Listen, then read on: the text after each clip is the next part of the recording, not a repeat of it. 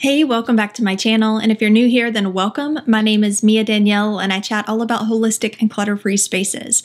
If that's something you're into, be sure to click subscribe and turn on your notifications because I release new videos every Tuesday. So one of my most popular blog posts, and I've since created a YouTube video about it, is on the subject of this is why you have too much clutter.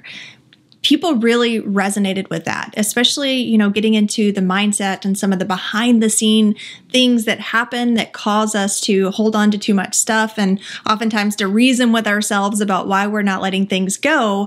But, maybe you even found me through that blog post and asked yourself, well, do I have too much stuff? How do I know if I indeed do have too much stuff? So that's what today's video is about. I'm going to do a rapid fire 50 ways to know, or 50 signs that you have too much stuff. And of course, if you like what you see here today, be sure to give it a thumbs up. That really helps my channel to grow, and it helps me to know what content you enjoy seeing from me. And of course, at the end, if there are some ideas that you have that are not mentioned in this video, I always love it when you guys share that down below in the comments.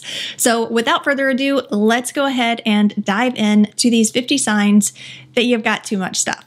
Number one is it takes forever to clean. If you find that you're spending way too much time cleaning, you're spending maybe hours a day or entire weekends being able to just get caught up on the cleaning and feel like things are put away, you probably have too much stuff. One of the benefits of being clutter-free and having a space that's more minimized is that it's easier to clean. I used to have it on my Facebook page. I don't know if it's still there, that just says minimalism because I hate to clean. And I think that that accurately sums up number one here. If you have trouble closing your drawers, you probably have too much stuff. Your drawers were meant to be able to slide open and closed easily on the railings. So if you're having to shuffle things around or shove things in and jam the drawer closed in order to get it to be able to close, then you probably have some things that you need to let go of. Now, this one may be a bit of a sign of a personal pet peeve of mine, but in my opinion, if you have sauce packets from fast food places or cups from 7-Eleven or fast food places and straws stored anywhere inside of your home, then you probably have too much stuff and maybe have a little bit of a problem holding on to things that aren't truly valuable. If you have piles anywhere on your floor, equipment piles, paper piles, just stuff piles, clothes piles, any kind of piles on your floor, you probably have too much stuff. If you have previous versions of things after you've already upgraded, I've used the example of a fryer in the past. I know some people who have like 3 different fryers because they've upgraded twice, but they've never discarded the previous ones, so that are all being stored up in their pantry. So if you have newer versions of something that you know you're using and the previous versions are still there just hanging out, then you probably have too much stuff. If you have more than one junk drawer, because I'm going to give everybody a pass on one junk drawer. It happens, right? Sometimes we have this collection of miscellaneous things and they all end up collecting into one location. I like to say everything has a category. Even the things that don't have a category are categorized as miscellaneous. So, giving everybody a pass on the one junk drawer. If you have more than one, then you probably have too many things because you don't have enough homes for the things that you do own that are now collecting randomly in junk drawers. You frequently buy things that you forgot you had. You went and bought some more Pepto-Bismol because you forgot that you had it somewhere mixed in with all the medicines in the medicine drawer. Or, you go buy more batteries because you couldn't locate the batteries that you already owned, and then a week later you find them shoved somewhere. So an indication that you have too much stuff is just constantly realizing that you just bought something that you actually already had. You don't feel comfortable having people over. This is something that I hear a lot of relating to like the social effects of clutter, is that, people feel embarrassed or feel nervous or anxious with the prospect or the idea of having somebody come over to their house. So it's always like, let's go to your place or let's go meet somewhere else. If that's the case, then you probably have too much stuff. It takes you a long time to get dressed. You have many clothes that you're digging through, or you have so many clothes that you're like trying on one outfit and switching it out and trying on another outfit because you're not even entirely sure and confident about the items that are already in your closet, so you're having to try them on. When you have a more minimized wardrobe, whether it's a capsule wardrobe or otherwise, when you actually know the items that are in your closet, you know that they fit you, you know that you have the appropriate clothing for the appropriate occasions that you're tending to go to, then it's a lot easier and faster to get dressed. You You grab things and you already know that it's going to work, so you don't have to try on multiple different outfits. So if you find that it's taking you like hours or even an hour just to do the clothing part of getting dressed, then you probably have too much stuff. You have to dig to locate things. Enough said. You frequently find yourself grabbing the one you don't like. The thing that you don't like. Like you go to grab some hairspray or hair serum and you grab one and you shove it out of the way because, oh, I don't like that one. If you find yourself doing that a lot and grabbing things and being like, oh no, that's not the one I like something else, you probably have too much stuff. You have to shove to make things fit. You often find things that you totally forgot that you had.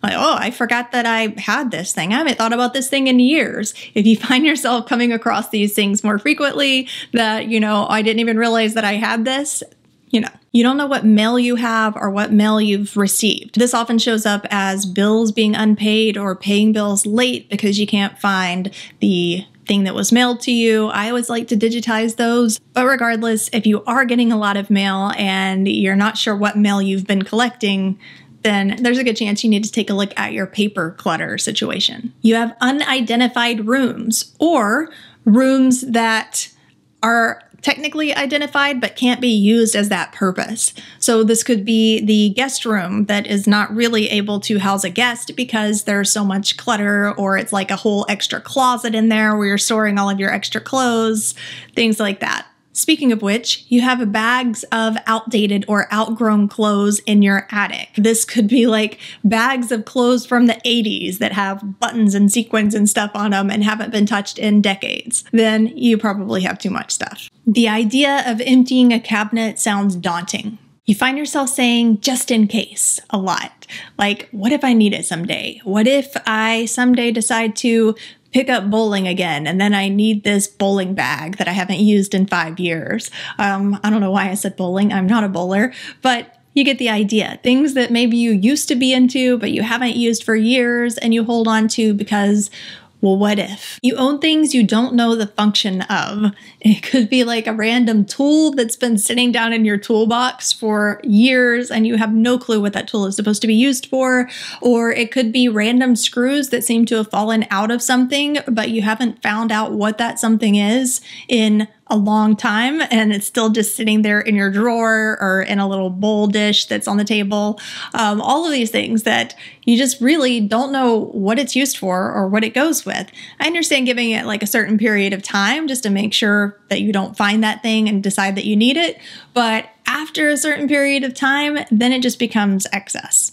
You wish there were more surfaces to put things on. If somebody gave you an extra long countertop, you would most certainly find things to sprinkle upon it. You have to move stuff in order to be able to sit.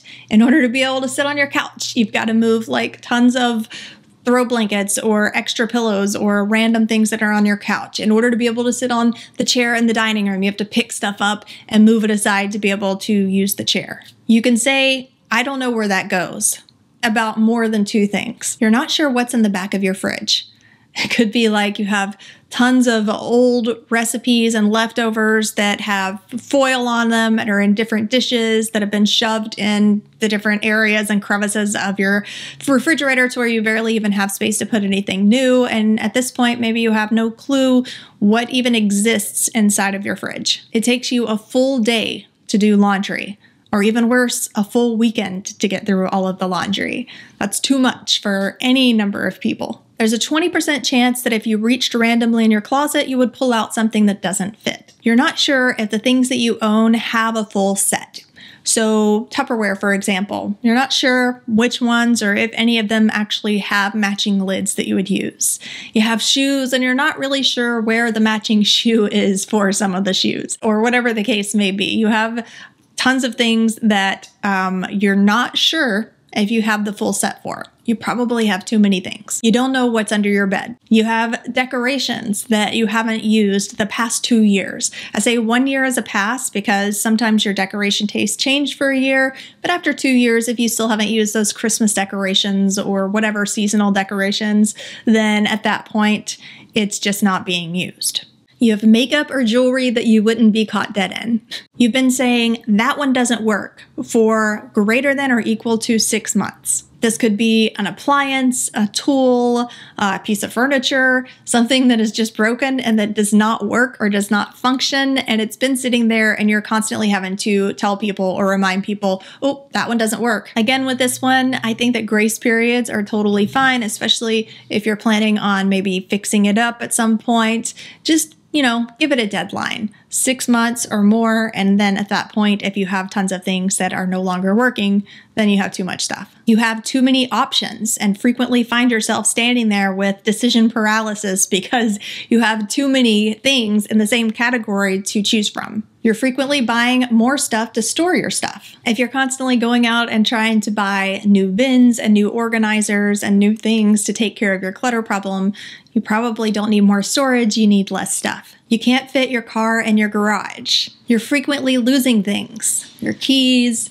your name tag for work, your pens, etc. You feel overwhelmed in your space. Clutter has been linked to stress and anxiety and depression and just general overwhelm and paralysis in your space. You have a hard time moving around, physically getting around your space because you're constantly stepping over stuff or trying not to trip on stuff or needing to move stuff out of the way in order to be able to adequately utilize your space. You spend an excessive amount of time looking into organizing and decluttering solutions, surfing different blog posts, looking around on Instagram. I call this information hoarding, when you are constantly collecting all of this media and ideas, but never actually implementing. You can name more than 2 unwanted gifts inside of your space. You rent storage facilities to be able to store the stuff that you don't have room for inside of your home.